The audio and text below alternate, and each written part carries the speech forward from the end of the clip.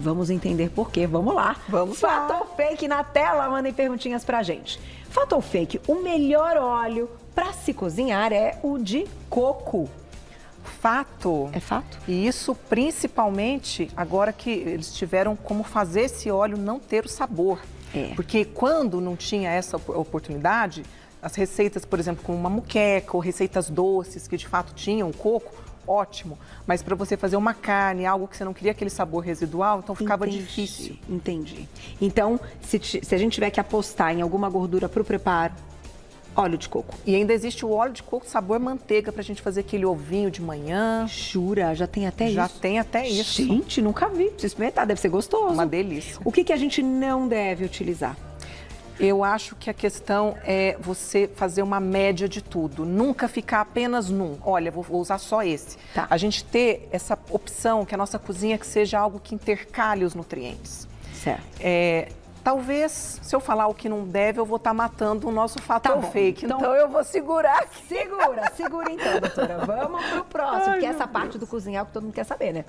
Fato ou fake? O segundo melhor óleo para cozinhar é o de canola. Fake. Aliás, você já ouviu falar da planta canola? Já ouvi, na época que o óleo de coco surgiu e tal, eu me lembro que teve uma polêmica, né? Porque o que acontece? A planta chama couza. Canola, ele é um nome que é para Canadian Oil Low Acid, que é um ácido canadense, né? Um óleo que foi feito para diminuição do próprio teor de ácido, né? Tá. E isso, o que acontece? Usado na culinária, ele inicialmente não foi feito para essa função, mas usado na culinária, ele vira, na hora de aquecer, o ácido erússico, que é extremamente ruim para os vasos. Então, definitivamente não é algo bom. E ele tem um custo baixo, por isso ele começou a ser utilizado dessa forma? Exatamente, porque a gente tem que pensar muito nessa questão da acessibilidade, né? Porém, quando a gente está falando em o que é melhor para a saúde, de fato algum vai ser o óleo de canola. Tá aí, gente. Então, a doutora já explicou o motivo. Daqui a pouquinho, quem quiser perguntar mais, mande mensagem. Próximo, olha lá. Fato ou fake? A banha de porco usada para cozinhar é melhor do que o óleo de canola? Fato. Você sabia que 58% da banha do porco é insaturada? Não. E que uma parte dela, em torno de 44%, tem o mesmo ácido do azeite? Jura? Não mesma sabia. composição do azeite. E se a gente for pensar, antigamente, quando as pessoas de fato só usavam isso, se tinha menos problemas do que se tem hoje. Entendi. Então, a gente vai pegar o início da década lá, 1911, que começou esses óleos vegetais. Nessa época, pouco tinha infarto. Entendi. Em 1930, nos Estados Unidos, tinha 30 mil infartos por ano.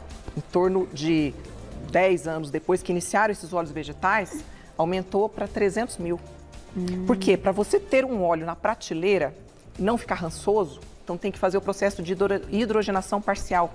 Entendi. Que também tem a questão da gordura trans. Puxa vida. Então é só sobre tudo isso, Carol. E vou aproveitar, vou colocar o próximo fato ou fake, mas eu vou te deixar uma pergunta também. O que é pior? Ai, ai. O excesso de gordura ou o excesso de açúcar? Excelente pergunta. Eu tenho aquele livro. Excelente. Sabe o livro que eu tô falando que compara, conta essa história toda aí do tempo, por que veio muita coisa com açúcar para compensar, para tirar a gordura, mas de fato, com o que a gente tem que se preocupar, certo? Já já você me conta e fato ou fake na tela. Olha lá, fato ou fake? Grande parte do aumento da incidência de infarto agudo do miocárdio se deve às gorduras animais que são saturadas. A doutora vai juntar tudo e já já ela vai contar. Seguinte, deixamos aí um fato ou fake que a doutora já vai emendar com a pergunta que eu deixei também. Grande parte do aumento da incidência de infarto agudo do miocárdio se deve às gorduras animais que são saturadas. Isso é fato ou é fake, doutora? É fake. É fake. Assim, a questão da gordura saturada, ela é um ponto. A questão do açúcar, a gente pensa que colesterol, que triglicerídeos, que tudo isso está relacionado à gordura. Mas aí, voltando àquela tua pergunta e já juntando com tudo isso, o açúcar tem sido o grande vilão. E com essa minimizada da indústria alimentícia, quando a gordura ela foi considerada vilão, retirou-se, que é o que o livro que você falou fala, né? Retirou-se toda essa gordura e foi colocado o que no lugar? O açúcar. e foi visto que foi um tiro no pé. O problema está sendo, junto com tudo isso, as pessoas fazerem cada vez mais, serem sedentárias, menos exercícios, mais estresse, menos qualidade de sono. Então, a causa não é uma coisa única. É uma causa múltipla. O excesso de industrializado, o excesso de caloria, excesso de açúcar, excesso de gordura trans, sedentarismo e estresse. Essa é uma grande causa, sem dúvida alguma. Hoje, passando o programa com a Glaucia, a gente estava comentando sobre isso, né, diretora? Essa questão que muitas vezes que vocês trazem, vocês profissionais da saúde, tocam, né, falam sempre da quantidade de alimento que a gente põe no prato. Eu acho que as pessoas não têm noção do quanto tem ali de calorias e dos elementos que estão, às vezes, mal distribuídos também, né? Exatamente. Mesmo nós profissionais, né, eu trabalho com a Aline, nutricionista, a gente precisa fazer um cálculo muito individual para as pessoas. E tem pessoas que chegam e falam, meu Deus, eu não sei por que eu engordo, eu como pouco, mas o que é o pouco? O que é essa noção? Com base em quê? Em volume? Tem tantas coisas de volume pequeno que são tão calóricas, que são tão ruins. Verdade. Né? Pega aquele amendoim frito com aquela camada de açúcar. Nossa. O amendoim, natura, não seria tão ruim. A forma como se faz, é isso que torna os alimentos, um alimento que era para ser naturalmente bom, ele passa a ser um vilão. Vou aproveitar essa questão que a gente está falando de gordura saturada, e aqui a gente tem alguns exemplos. Como seria hoje, eu gosto de fazer essa pergunta, o pessoal em casa tem uma ideia, a sua pirâmide de distribuição de macronutrientes? Então, a pirâmide clássica, ela privilegia lá embaixo o carboidrato, e entra o glúten junto, entra o macarrão, depois vem fruta, depois vem ali as proteínas, o peixe, a carne, o ovo, e lá em cima ficava a gordura e açúcar. Mas a gente sabe, né, que algumas gorduras são boas. Pensando ainda na questão da gordura saturada, você sabia que o óleo de coco tem gordura saturada? A questão não é ser insaturada ou saturada, a questão é a cadeia. Então, o saturado de cadeia média, que no caso é o óleo de coco, é bom. Então, quando a gente fala saturado de cadeia média, é bom. Saturado de cadeia longa é que é ruim. Então, tudo isso a gente tem que considerar de uma forma muito individual. Então, uma pirâmide, uma pessoa que é atleta, essa base de carboidrato vai ser muito bom, mas para aquela pessoa que faz lá o seu exercíciozinho de meia hora, a sua sessão de musculação, o seu pilates, a gente tem que dar uma, eu não vou chamar de pirâmide, talvez deixar ela como se fosse um retângulo. Um retângulo, isso, exatamente, Carol, um retângulo. E ter essa harmonia, lembrando dessa harmonia estar nas refeições, porque quando a gente pensa na pirâmide distribuída ao longo de várias refeições, fica complexo. Mas se você levar a pirâmide para cada refeição, então você imagina lá o prato, uma parte desse prato é carboidrato, e nesse carboidrato está os carboidratos integrais, está a verdura, está ali os legumes de fato, depois tem as proteínas representadas pela carne, pelo frango, pelo peixe, e uma outra parte que seria as folhas. Você lembra quando a gente fazia aquele quadro lindo do que você come, que trazia? Que delícia, tem que voltar, saudades já desse quadro. Lindo. Lanche da tarde, não tem prato? Tem. Você já imagina mentalmente um prato, coloca lá a fruta representando essa fonte de vitaminas e minerais, coloca uma proteína, um iogurte, uma fatia de queijo branco e coloca ali uma gordura boa, 2 castanhas do Pará, não aquele pacote inteiro, né? Tem gente que fala, nossa, eu estou abafando, estou super saudável, e come aquele saco de oleaginosas, né? Que de uma certa forma é uma gordura boa, mas tudo na vida é o limite, é a quantidade certa. É o equilíbrio, né?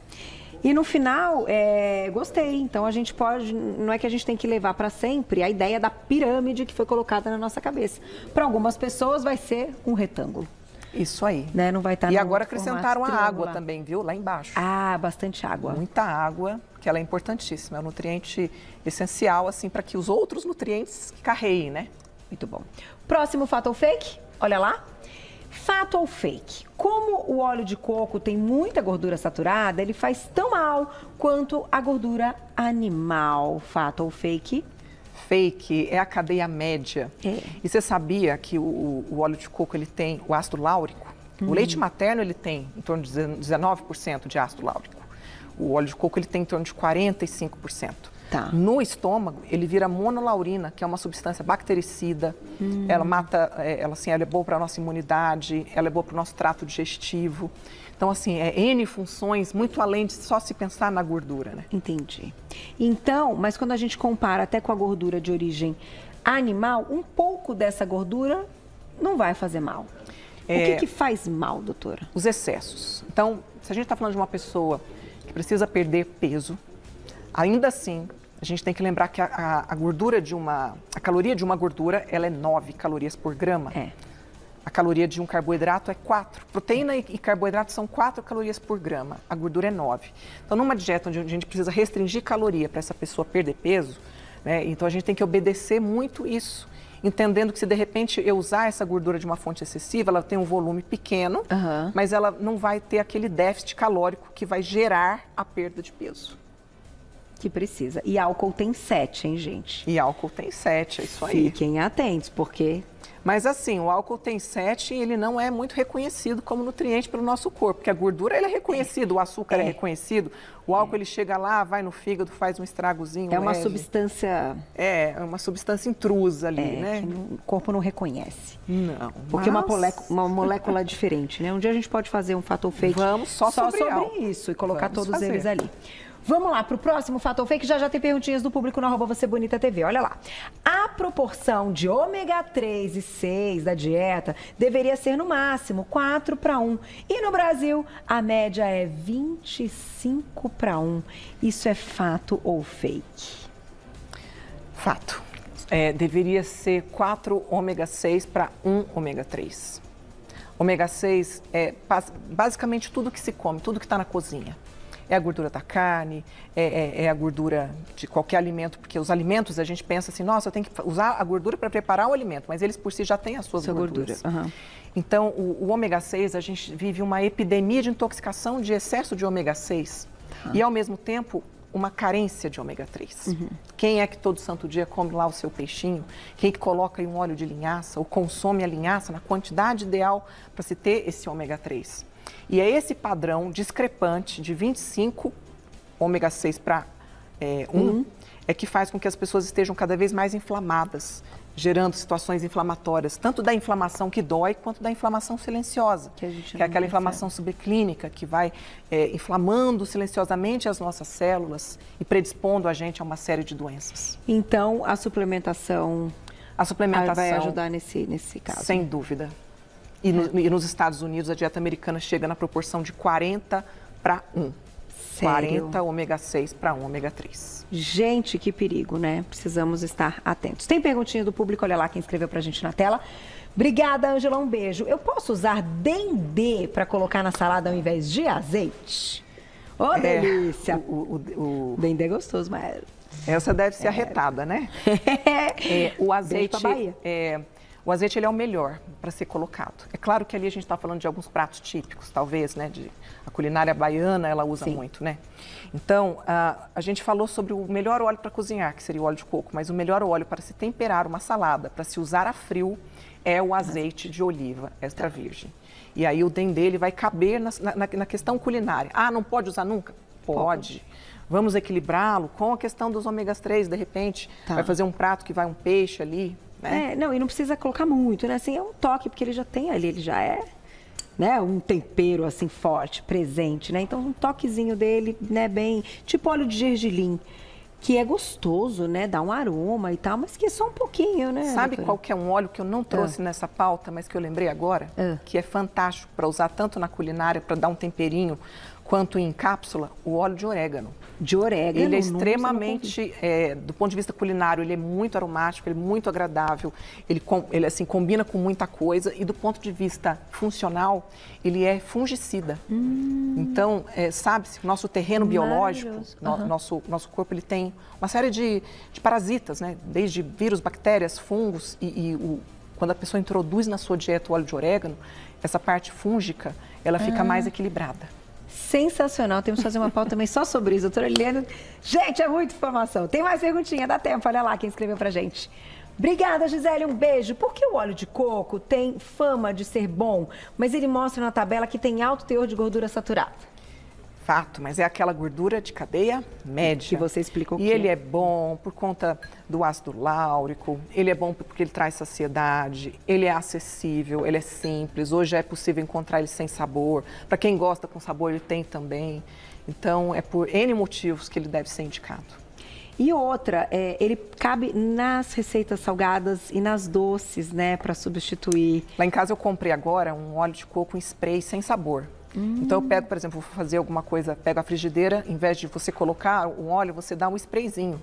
Que só para dar menos, bem menos. Usa bem menos. Suja bem menos, faz menos sujeira, economiza mais. Aí, doutora Liliane sabe tudo. Estão perguntando da manteiga de garrafa.